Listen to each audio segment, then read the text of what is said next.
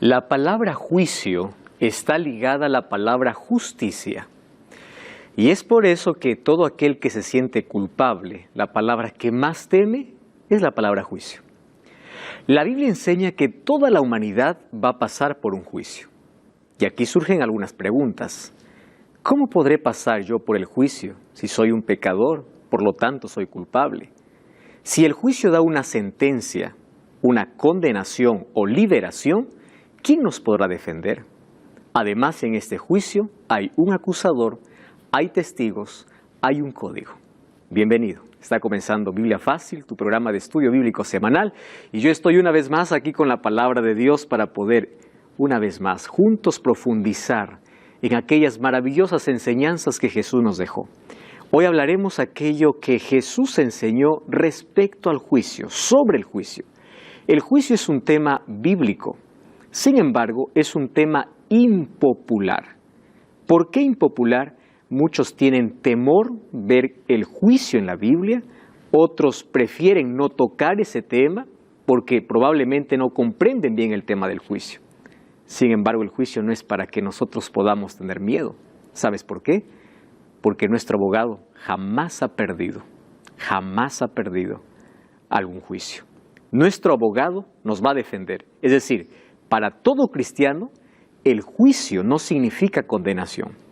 Para todo buen cristiano, el juicio significa buena noticia, buena esperanza. Porque es allí donde nos declaramos justos, no por nuestros méritos, sino porque los cristianos tenemos el mejor abogado, que es Jesucristo. Bienvenidos amigos, hoy vamos a estudiar un tema fascinante. Ya les dije que es un tema impopular, no todas las iglesias predican este mensaje, a pesar de ser un tema bíblico, simplemente por el hecho de ver al juicio como algo que da terror, da miedo, ¿verdad? Puede asustar a la gente. Sin embargo, hoy vamos a descubrir que el juicio se trata de esperanza. Es verdad que está ligado a la justicia, pero nosotros, si caminamos con aquel que es justo y perfecto, que es Dios, vamos a pasar este juicio de la mejor manera. ¿Estamos listos entonces para abrir la palabra de Dios y descubrir este fascinante tema? Vamos a hacer una oración. Querido Dios, gracias porque hoy nos permites abrir tu palabra y junto a miles de personas que están viendo este programa a través de redes sociales y de la televisión, también podrán comprender aquel tema maravilloso sobre el juicio. Es maravilloso para quienes creemos en ti. Por eso ayúdanos hoy a afianzar nuestra fe, a crecer en relación contigo para que cuando pasemos por este juicio, para nosotros pueda ser la mejor noticia de liberación. Toma nuestra vida en el nombre de Jesús. Amén. ¿Qué cosa es lo que Jesús enseñó acerca del juicio? Primera pregunta que tenemos que responder es la siguiente. ¿Por qué se necesita un juicio? ¿Por qué es necesario un juicio? Si bien es cierto, en un juicio se declara una sentencia, ¿verdad? Una sentencia, si es culpable, es una sentencia de condenación. Pero si es inocente, es una sentencia de liberación. ¿Por qué Dios necesita hacer un juicio? Recordemos que Dios es justo, pero su justicia es revelada. Nadie puede decir Dios es justo, pero no sé cómo hace justicia. Su justicia es abierta. Cuando el pecado entró en el mundo, recordemos que nuestro planeta no fue el único lugar que fue creado por Dios. Dios creó el universo. Incluso hay otros mundos, otros planetas que no cayeron en pecado. La ciencia no ha descubierto todavía seres vivos en otros planetas, pero existen seres que fueron creados por Dios. Más allá de los seres que puedan existir, existen los ángeles. Y todo el universo está a la expectativa de cómo Dios puede tratar al ser humano. Ahora, para que el trato sea justo, entonces tiene que haber un juicio. ¿Correcto? Y a través de ese juicio se determina quién se salva y quién se pierde. ¿Por qué es necesario un juicio? Entonces, voy aquí a aclarar por dos razones fundamentales. Primera razón, porque su justicia es revelada y comprobada ante todo el universo. Y la segunda razón es para que los redimidos, es decir, los salvos en el cielo, no tengan rastro de duda de por qué Jesús salvó a quién y por qué, o por qué alguien se perdió. Porque resulta que en el cielo llegaremos y empezaremos a buscar a ciertas personas que creímos que van a estar allá, pero no los encontraremos. Entonces alguien va a pensar que Dios fue injusto, porque también encontraremos a personas que jamás pensamos que se iban a salvar. ¿Ustedes imaginan el encuentro que tendrá en el cielo Esteban y Pablo? Saulo estaba mirando cuando Esteban moría. Esteban moría como un mártir cristiano por Jesús, y Saulo consentía la muerte de Esteban. Y Esteban murió sin saber que Saulo se arrepintió. Pero en el cielo estará el asesino y el asesinado juntos. ¿Cómo poder explicar la justicia? Entonces, para eso, ¿qué cosa es necesario? Un juicio. Para responder todas nuestras preguntas, porque la justicia de Dios es revelada ante los seres y ante los redimidos. Todos sabremos por qué se perdió el que se perdió y por qué se salvó aquel que se salvó. El juicio, por eso, es necesario. Ahora, toda la humanidad va a pasar por un juicio. Y nosotros somos conscientes de que vivimos en una sociedad, en un mundo totalmente injusto. Hoy la justicia incluso se compra o se vende. Hay tanta corrupción, hay tantas personas que están en la cárcel de manera injusta, y hay tantas personas que están en libertad cuando deberían estar en la cárcel. Esa es la justicia humana. Pero ante la justicia divina, nada se puede esconder. Ante la justicia divina no existe soborno, no existe hipocresía, no existe apariencia. Porque Dios ve más allá de nuestras acciones, Dios ve motivaciones. Probablemente me esté escuchando algún alcalde, algún político, alguna persona que tiene poder e influencia. En tus manos Dios colocó autoridad y responsabilidad. Y es probable que tú estés envuelto en un acto de corrupción. Estoy hablando para un juez que hace pocos días dio un dictamen en contra de alguien que debería estar libre, o de alguien que soltó a alguien que debía tener consecuencias o pagar las consecuencias. Querido, hay un ser justo que está mirando también tus acciones. Y quiero que sepas que tú un día serás juzgado por todo aquello que estás haciendo.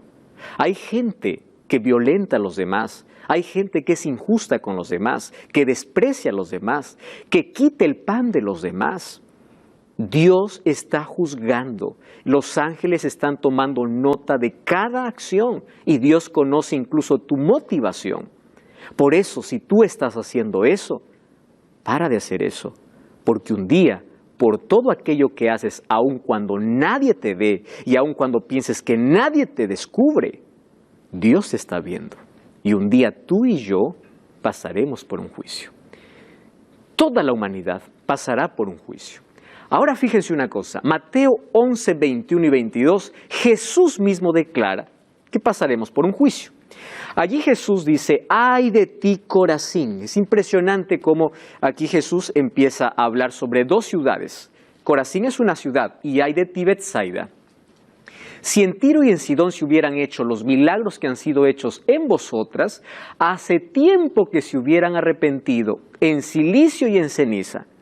Por tanto, en el día del juicio será más tolerable el castigo para Tiro y para Sidón que para vosotros. Esto ya hablamos un poco en el programa anterior, de que el castigo será gradual, ¿correcto? De acuerdo a las oportunidades que el ser humano desperdició o la maldad que practicó. Sin embargo, Jesús dice, habrá un juicio. Y en el día del juicio, ustedes tendrán mayor castigo que las otras. ¿Por qué? Porque ustedes tuvieron la oportunidad de tenerme a mí. Yo hice milagros y ustedes me rechazaron. Ustedes perdieron la mayor oportunidad. Si estos milagros que ustedes vieron se hubiese hecho en esas ciudades, ellos se hubiesen arrepentido. Entonces, en el día del juicio, el castigo para ustedes será mayor. Jesús está hablando entonces aquí ¿de qué? De un juicio. Maribel. Las personas, en la Biblia comenta que hay un libro de la vida, que las personas que le reciben a Jesús, igual van a pasar por el juicio o ya no. Muchas gracias. Esa pregunta voy a responder ahora mismo cuando veamos que hay 3 fases de juicio. Pero voy a responder aquella pregunta. Gracias por hacerla. Ahora fíjense, Jesús dice que hay un juicio. El asunto es lo siguiente. Cuando nosotros somos acusados por alguna cosa y vamos a un juicio, va a depender de 2 cosas para poder ganar ese juicio. Número 1, de nuestra inocencia, ¿verdad? Pero número 2, de nuestro abogado y de quién es el juez. ¿Es así o no? Porque tú puedes ser inocente, pero si tienes un mal abogado, en lugar de salvarte puede condenarte. Y si el juez no te conoce, también. Ahora fíjense, para muchos puede parecer mala noticia el juicio. Pero ¿cuál es la buena noticia? La buena noticia la encontramos en Juan 5:22. Dice así, el Padre a nadie juzga, sino que todo el juicio le dio ¿a quién? Al Hijo. ¡Wow! ¿Quién es nuestro juez? Cristo. Entonces, si yo quiero pasar bien en este juicio, tengo que ser amigo del abogado y ser amigo del juez. Luego vamos a descubrir que el abogado también es Cristo. Entonces Cristo se convierte en mi abogado y mi juez. Todo lo que yo tengo que hacer para pasar bien el juicio es que tengo que conocer, tengo que ser amigo del abogado y del juez. Por eso, fíjense aquí. Juan 17:3 dice, la vida eterna consiste en que te conozcan a ti como el único Dios y a Jesucristo. Quien conoce a Jesús, su vida va cambiando, va transformando su carácter y va colocando su vida en armonía con la voluntad de Dios. Cuando pasa por el juicio, quien se presenta no es la persona sola. ¿Con quién se presenta? Con el abogado. Y el abogado le defiende. ¿Correcto? Entonces, en el juicio, cuando tú pasas con el abogado, que es Cristo, tú pasas limpio. No por lo que tú has hecho o no hayas hecho, sino porque los méritos de tu abogado, de aquel que te defiende, dice, yo garantizo. Yo le garantizo. ¿Y por qué Jesús podría garantizarnos? Porque nosotros tenemos una comunión, una relación con Él. Entienden que en el asunto de juicio es cuánta comunión tengamos con Dios, cuánta relación tengamos con Jesús. Hay 2 maneras de presentarnos al juicio. La primera manera es, yo estoy aquí. ¿Quién eres? Fulano de tal. ¿Qué cosas has hecho? Bueno, yo hice buenas obras, hice una ONG, hice tanto bien. Tus mejores obras no alcanzan para pasar este juicio. Pero si tú te presentas con Jesús, Jesús dice, es verdad que Él peca, pero Él me pide perdón. Es verdad que Él comete faltas, pero Él camina conmigo. Mi justicia lo paso a Él. Entonces, los 2 pasamos. ¿Entienden? O sea, por eso es que para un cristiano, el juicio no es un tema de miedo. Es un tema de esperanza. Es más, debemos pasar por el juicio. Y queremos pasar. Miren, Jesús en Mateo 25 contó una parábola. Dice, a los de la derecha llamó cabritos y a los de su izquierda llamó ovejas. A las ovejas les dirá una cosa y los cabritos otra cosa. En una parábola que él contó. ¿Por qué ovejas? Miren, el libro de San Juan capítulo 10 dice, mis ovejas oyen mi voz. Interesante. Somos ovejas porque escuchamos la voz del pastor, reconocemos la voz del pastor. Y aquel que reconoce la voz del pastor y dice, y me siguen, porque escuchan mi voz y me siguen. Aquel que escucha la voz de Dios, aquel que sigue a Dios, que camina con Dios, no debe tener miedo a nada. Porque quien le defiende, ¿quién es? Es Cristo. Entonces, Jesús dice en Juan 5:24, el que oye mi palabra y cree en el que me envió, tiene vida eterna. ¡Wow! ¡Qué promesa! No vendrá condenación porque ha pasado de muerte a vida. Entonces, ¿qué cosa está diciendo aquí Jesús? El que oye mi palabra y cree en mí, si pasa por el juicio, ¿qué cosa no tendrá? Condenación. Romanos 8:1 dice que ninguna condenación hay para los que están en Cristo. Ojo, primero es, escucho la palabra, creo, acepto a Jesús, ¿y qué cosa es estar en Cristo? camino con Él. ¿Entienden el proceso? Escuchan la palabra, creen o aceptan a Jesús y caminan con Él. Por eso Romanos 8:1 dice, aquel que está en Cristo, ninguna condenación hay para los que están en Cristo. Se refugian en Él, caminan con Él. Eso es cristianismo auténtico, relación diaria con Dios. Muy bien, ¿cuántos deberán enfrentar el juicio? Miren 2 Corintios 5:10. El apóstol Pablo dice, es necesario que todos nosotros comparezcamos ante el tribunal de Cristo para que cada uno reciba según lo que haya hecho mientras estaba en el cuerpo, sea bueno o sea malo. Es decir, mientras estaba vivo, ¿correcto? Porque cuando uno muere, el destino se definió según tus obras mientras tú estabas vivo, sea bueno o sea malo. Es necesario que todos comparezcamos ante el juicio. Ya les dije por qué era necesario el juicio, pero aquí hay otro detalle que yo quiero agregar. Fíjense, para los creyentes el juicio es sinónimo de esperanza. Es más, nosotros tenemos que anhelar pasar por el juicio. Y hoy toda la humanidad ya está pasando por un juicio. ¿Cuándo comenzó? En breve ahora lo veremos. ¿Correcto? Porque el juicio en sí es en favor de los creyentes, a favor de aquellos que creen. Todo ser humano entonces va a pasar por un juicio, ¿correcto? Ahora, vamos a otro asunto. ¿Por qué cosas las personas serán juzgadas? ¿Por qué seremos juzgados? Vamos a leer algunos textos aquí interesantes. Eclesiastés capítulo 12, versículo 13 y versículo 14. ¿Puede leer, Maribel? Eclesiastés 12, 13 y 14. El fin de todo el discurso oído es este. Teme a Dios y guarda sus mandamientos, porque esto es el todo del hombre, porque Dios traerá toda obra a juicio, justamente con toda cosa descubierta, sea buena o sea mala. Gracias. Fíjense una cosa, ¿cómo es que la obra de juicio lo relaciona con temer a Dios y guardar sus mandamientos? ¿Qué relación tienen las dos cosas? Que hay algo interesante. Dice aquí Salomón, todo lo que tú tienes que hacer, todo lo que tienes que hacer es temer. Temer en la Biblia no es tener miedo. Temer significa respetar, reverenciar, amar. El temor tiene que ver con el amor, no con el miedo. Aquí puede traducirse así: ama a Dios, camina con Dios y guarda sus mandamientos. Eso es todo. ¿Por qué? Porque va a haber un juicio. ¡Wow! Entonces, aquel que no teme y no guarda sus mandamientos, no le va a ir bien en el juicio. ¿Y el juicio qué cosa determina? ¿Quién se salva y quién se pierde? Vamos a otro texto.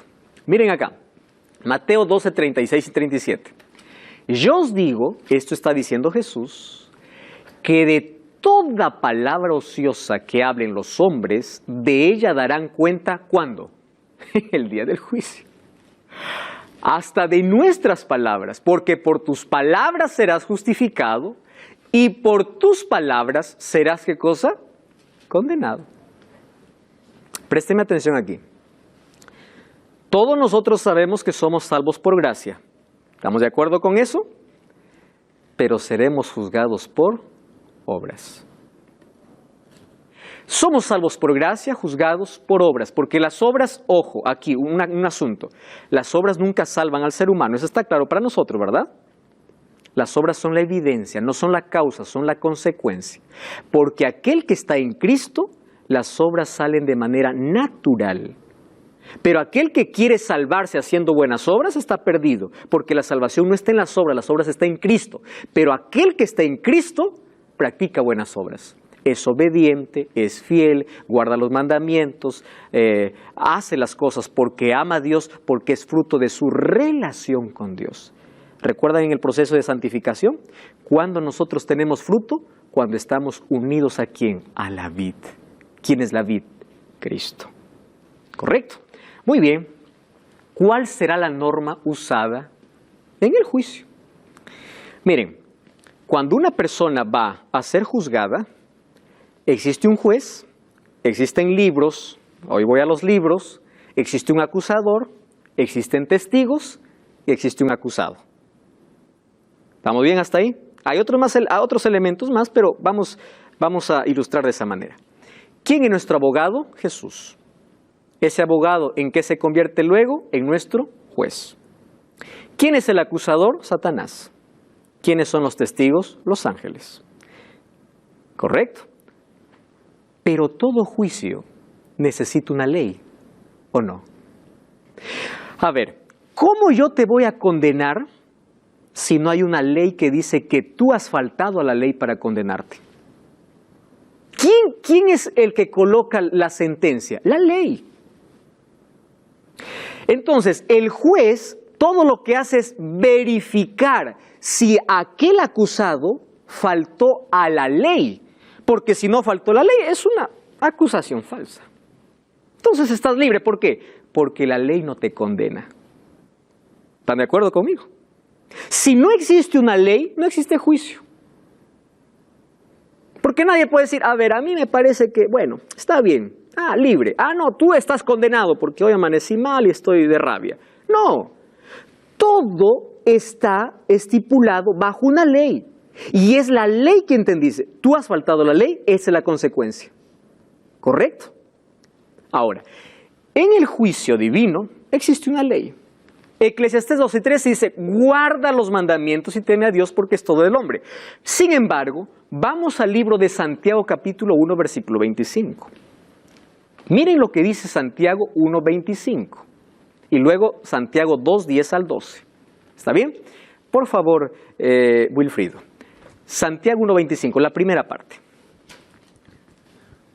Mas el que mira atentamente en la perfecta ley, la de la libertad, y persevera en ella, no siendo oidor olvidadizo, sino hacedor de la obra, éste será bienaventurado en lo que hace. Muy bien.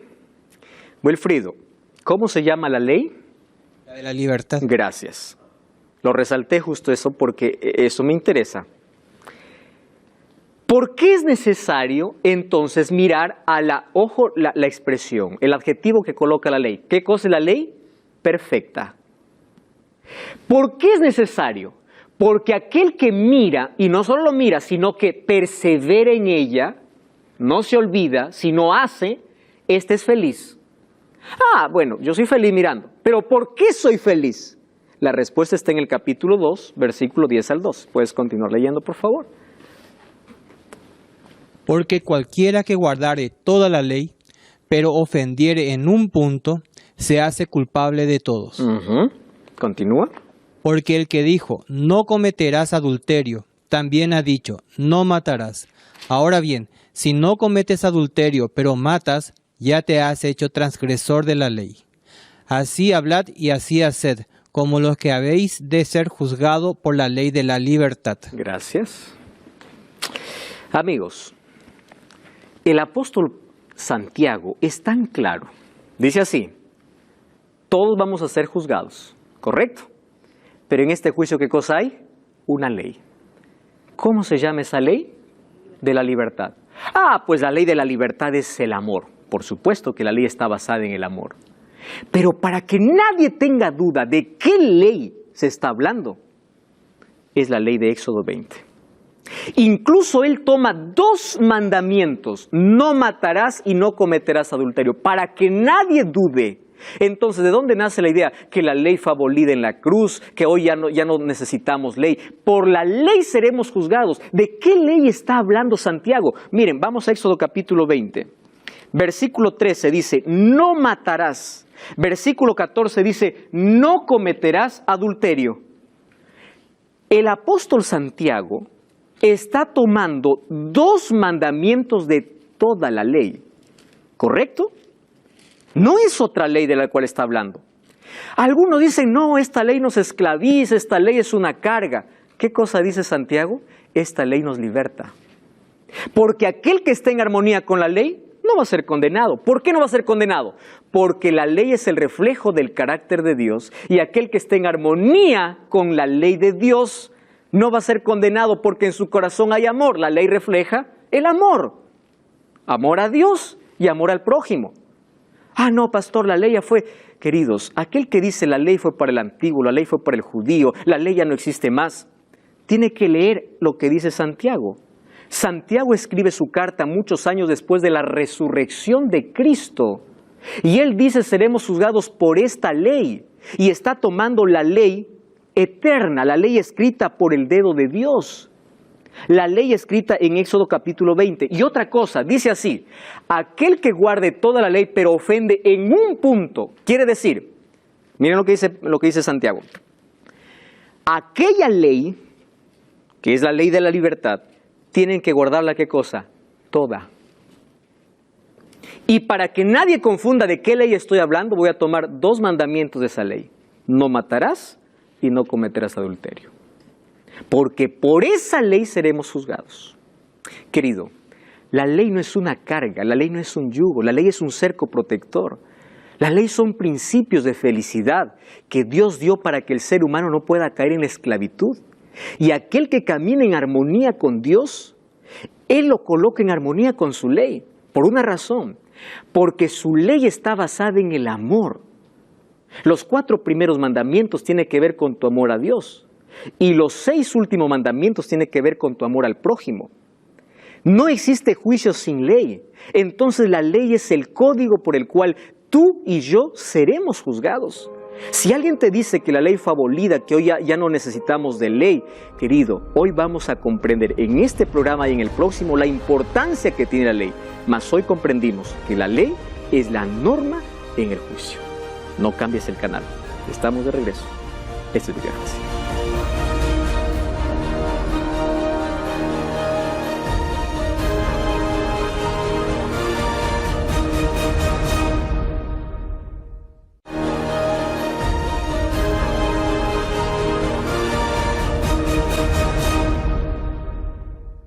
Estamos de regreso, esto es Biblia Fácil, ya sabes que puedes adquirir todo este contenido totalmente gratis a través del curso bíblico Enseñanzas de Jesús.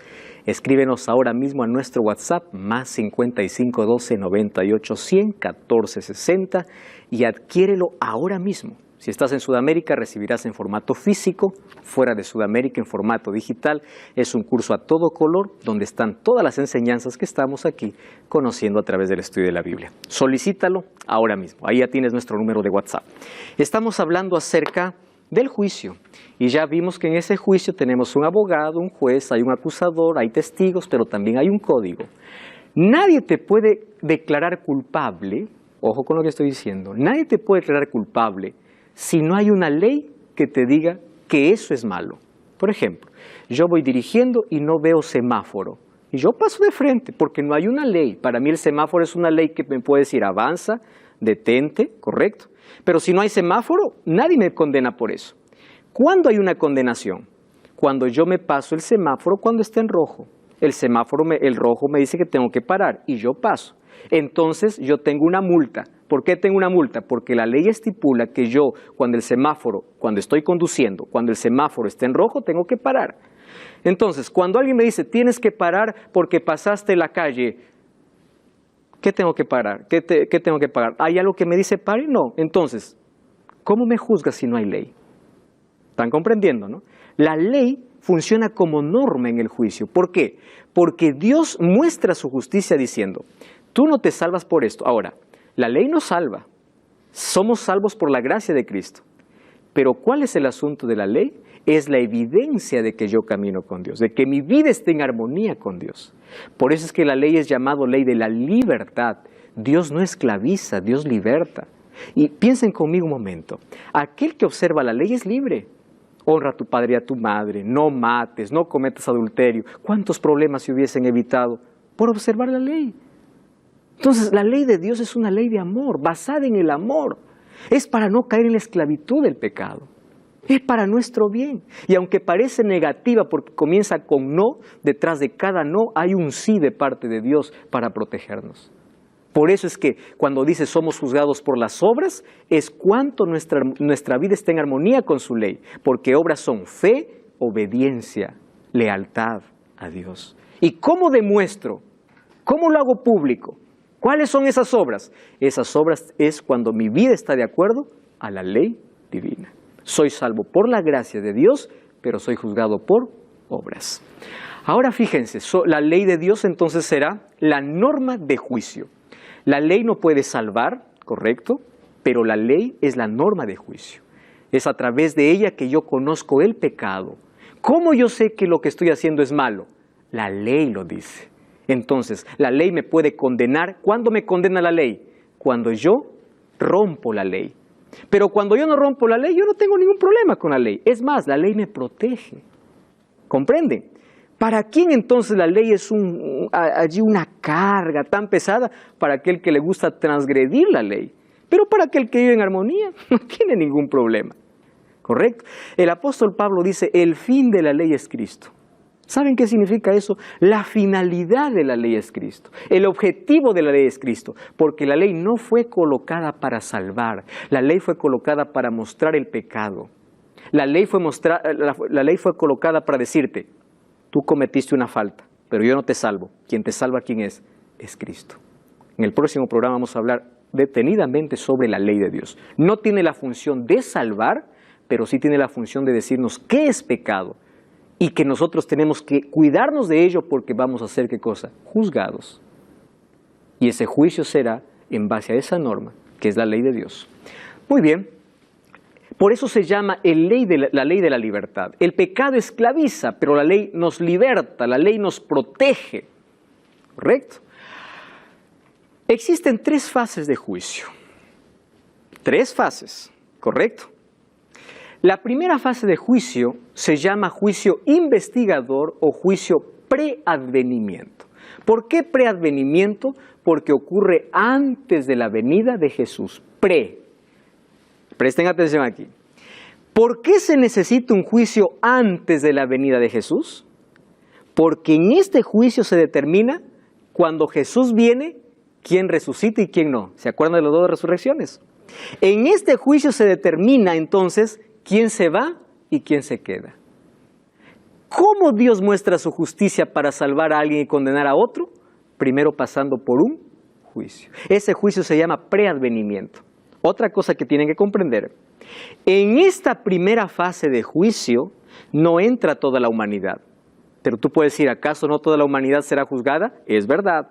Pero en esta primera fase de juicio, ¿sabes quiénes entran? Solo aquellos que dicen creer en Jesús.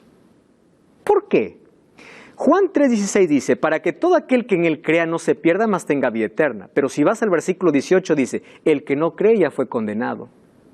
Entonces, aquel que dice yo acepto a Jesús y yo creo en Jesús, pasa por la primera fase de juicio. ¿Por qué pasa por la primera fase de juicio? Para comprobar si aquel que dice ser cristiano es. ¿Comprenden? Porque no todo aquel que me dice Señor, Señor entrará en el reino de los cielos, dijo Jesús. Entonces, yo acepto a Jesús, yo amo a Jesús, ya estoy salvo. Espera un momento. Tú pasas por un juicio para comprobar si realmente has entregado tu vida y caminas con Jesús. Entonces, ¿quiénes entran en esta primera fase? Todo aquel que dice creer en Jesús, para comprobar a través de sus obras si su vida está en armonía con Dios. Si realmente fue salvo por la gracia, su vida va a estar transformada y va a estar colocada en armonía con la voluntad de Dios. En la primera fase de juicio pasa todo aquel que dice creer en Jesús, para definir quién de aquel que dice que cree realmente cree. ¿Comprenden esto? No pasa toda la humanidad. ¿Pero por qué no? Porque la Biblia dice, aquel que no cree ya no necesita pasar por un juicio. ¿Por qué no necesita? Porque él mismo eligió ser condenado. No es que Dios le condenó. Él solo eligió ser condenado al no creer en Jesús. ¿Y cuándo inició este juicio? Daniel 7, 9 y 10 dice, estuve mirando hasta que fueron puestos tronos y se sentó un anciano de días. Anciano de días en profecía significa aquel que es sublime, aquel que tiene sabiduría.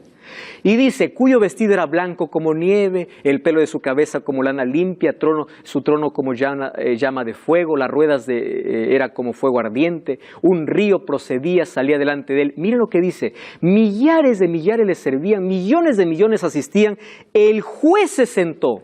¿De qué está hablando? De un juicio. Y los libros, ¿qué cosa fueron? Abiertos. ¡Wow! ¿Cuándo entonces comenzó este juicio? ¿Cuándo comenzó este juicio? Cuando nosotros vamos a Daniel capítulo 8, vamos a encontrar la profecía más larga de toda la Biblia, que se llama la profecía de las 2300 tardes y mañanas. No sé si ustedes han escuchado acerca de esa profecía. Y yo voy a recomendar a mis amigos que están viendo este programa que puedan entrar en YouTube y puedan buscar Biblia Fácil Daniel. Yo aquí no voy a poder explicar con detalles esta profecía. Esto yo lo explico en 2 horas, en 2 programas, y aún así nos falta tiempo. Así que hoy solamente voy a mostrar algunos detalles de las 2300 tardes y mañanas. Dios le muestra a Daniel y dice, 2300 tardes y mañanas y el santuario será purificado. ¿Cuál era el santuario? Aquel santuario que Dios había mandado a Moisés a fabricar en la tierra. Solo que cuando Daniel recibe la visión, piensa que el santuario que va a ser purificado, ¿cuál es? Es el santuario terrenal, solo que el santuario terrenal fue destruido, ¿comprenden? Entonces Jesús estaba hablando de un santuario no terrenal, sino de un santuario celestial. Correcto. ¿Qué cosas se hacía en el santuario? Présteme atención aquí porque voy a explicar de manera tan breve. Todos los días se hacían sacrificios. El pecador llevaba un cordero perfecto y lo sacrificaba en el atrio, que era la parte externa del santuario. El sacerdote le daba un cuchillo, él degollaba al cordero, la sangre manchaba su vestido del pecador. El sacerdote tomaba la sangre y entraba al lugar santo. Y en el lugar santo esparcía 7 veces en las cortinas, porque había una cortina que dividía lugar santo y lugar santísimo. Eso se hacía todos los días, se hacía sacrificio por el pecado y sacrificio por el pueblo, el sistema de sacrificios. Pero una vez al año, que era el 10º día del 7º mes, en el lugar santísimo entraba el sumo sacerdote. Durante todo el año actuaba ¿quién? El sacerdote. Pero una vez al año, 10º día del 7º mes, entraba el sumo sacerdote. ¿Para qué? Para purificar el santuario. Ese acto de entrar al lugar santísimo se llamaba día de juicio. ¿Por qué día de juicio? Porque todos los pecados que habían entrado al lugar santísimo, ¿cómo entraron? Por medio de la sangre del cordero. Miren, como cuando yo cometí un pecado, colocaba mi mano primero sobre el cordero y confesaba mis pecados. Mi pecado se transfería ¿a quién? A la del cordero. ¿Ese cordero a quién representaba? A Cristo. Cuando el sacerdote tomaba la sangre de ese cordero y lo colocaba allí en las cortinas, quiere decir que mi pecado fue transferido al cordero. ¿Y el cordero a dónde lo colocó? Dentro del santuario. Entonces, ese santuario tenía que ser purificado, es decir, limpiado, porque todos los pecados que entraron necesitan ahora ser eliminados. Y ese día se vivía un día de juicio. Todo el pueblo estaba alrededor del santuario. Todo el pueblo, aquel que no se había arrepentido, moría en ese día, porque era un día de juicio. El sumo sacerdote tenía una vestimenta pura porque estaba en la presencia del Dios mismo. Dios descendía. La gloria del Shekinah, que es el término hebreo, la gloria de Dios descendía sobre el santuario. Y allí ocurría la purificación. Entonces, cuando dice 2300 tardes y mañanas, en Daniel capítulo 9, versículo 24 al 27, Dios le muestra a Daniel lo siguiente. El inicio de este periodo está dividido en algunas fechas. Dice, desde la orden para reedificar los muros de Jerusalén, empieza a dividir algunos periodos. ¿Correcto? 70 semanas están determinadas para tu pueblo. ¿Para qué pueblo? Para el pueblo de Israel. 70 semanas equivale a 490 años, porque 70 por 7 es igual a 490. Pero en profecía, un día equivale a un año. ¿Correcto? Según Números 14:34 y según Ezequiel capítulo 4 versículo 6. Un día equivale a un año. 490 años de las 2300 fueron dedicadas solamente ¿para quién? Para el pueblo de Israel. Por eso cuando Jesús vino dijo, yo no he sido enviado sino a salvar a la casa de Israel. Israel estaba viviendo los últimos años de oportunidad. Y Jesús vino para salvarlos, pero ellos se resistieron. Ahora, en esas 70 semanas, ¿saben qué cosa ocurriría? La semana más importante, aparte de la reconstrucción de los muros de Jerusalén, era la última semana, que eran los 7 últimos años. Esos 7 últimos años comenzarían con el ungimiento del Mesías. El ungimiento del Mesías representa el bautismo de Jesús. Y Jesús ya estaba profetizado incluso 600 años antes, ¿cuándo sería su bautismo? Jesús se bautizó conforme a la profecía en el año 27. ¿Correcto? Y dice que después del ungimiento, dice que hará cesar el continuo sacrificio a la mitad de semana. ¿Qué significa hará cesar el continuo sacrificio? Que el sistema de sacrificios terminarán. ¿Por qué? Porque Cristo morirá a la mitad de semana. Ahora sumamos 27 más 7, 34. En el año 34 muere Esteban. Y cuando muere Esteban se termina la oportunidad para el pueblo judío. Pero a la mitad de semana morirá Cristo. 27 más 7, 34. ¿Cuál es la mitad? El año 31 Jesús murió. Todo estaba en la profecía. De manera exacta, pero era apenas 70 semanas. Ahora, dice que el santuario será purificado ¿dónde? En el cielo. Y uno puede decir, pastor, ¿acaso el cielo se contamina? Miren, cuando Jesús subió al cielo, fue para hacer la obra de intercesión, para actuar como nuestro sacerdote. Pero después de las 2300 tardes y mañanas o 2300 años, Jesús tomaría una nueva función, que es la función de sumo sacerdote. ¿Por qué sumo sacerdote? Porque a partir de ese tiempo se viviría un juicio. ¿Recuerdan qué significaba cuando el sumo sacerdote entraba? Era un día de juicio. Entonces, después de las 2300 tardes y mañanas, comenzaría Jesús una doble función. No solamente de intercesión, sino también una obra de juicio. ¿Y cuándo se cumplieron esas 2300 tardes y mañanas? Si sumamos el año 457, empezamos a sumar las 70 semanas que fueron para el pueblo de Israel, que terminaron en el año 34. Sumamos entonces 2300 años menos los 490 años que fueron para el pueblo de Israel, nos dan 1810 años. ¿Qué nos faltaría para llegar a las 2300 tardes y mañanas? ¿Cómo lo sumamos? Es fácil. Nosotros entonces sumamos, ¿cuándo terminaron las 70 semanas? En el año 34, más 1810 años, entonces nos da el año 1844. Esa fecha estaba marcada en el calendario divino como un día de inicio de juicio, ¿dónde? En el santuario celestial. No es que el santuario se haya contaminado de pecado, sino que desde ese día se inicia un juicio y se eliminan los registros de los pecados de todos los hombres. Ahora fíjense una cosa, existe una segunda fase de juicio que es el juicio comprobatorio. 1 Corintios 6:3 dice el apóstol Pablo, ¿no sabéis que nosotros vamos a juzgar a toda la humanidad, incluso a los ángeles? Miren lo que dice Apocalipsis capítulo 20. Vi un trono blanco, el que estaba sentado delante de él, el cual huyeron la tierra y el cielo. Ningún lugar se encontró para ellos. Vi muertos, grandes, pequeños, de pie. Los libros fueron abiertos y otro libro fue abierto, donde fueron juzgados los muertos por las cosas que estaban escritas. ¿Dónde? En los libros. ¿Por qué fueron juzgados? Según sus obras. ¿Quiénes juzgan aquí en esta segunda fase? ¿Saben quiénes? Los redimidos. Esta segunda fase se llama juicio comprobatorio. ¿Por qué juicio comprobatorio? Porque en el cielo nosotros tendremos acceso a los registros para saber por qué fulano se perdió. ¿Por qué? Recibió tantas oportunidades, rechazó la gracia de Dios. Entonces, la eternidad comenzará sin un rastro de duda. Este juicio no es para determinar quién se salva. Este juicio se llama comprobatorio porque solamente es para comprobar ¿qué cosa? La justicia divina. ¿Correcto? Nosotros ahora empezamos a juzgar ¿a quiénes? A los perdidos. Ahora existe una tercera fase del juicio. Juan 27 es un texto que ya hemos leído.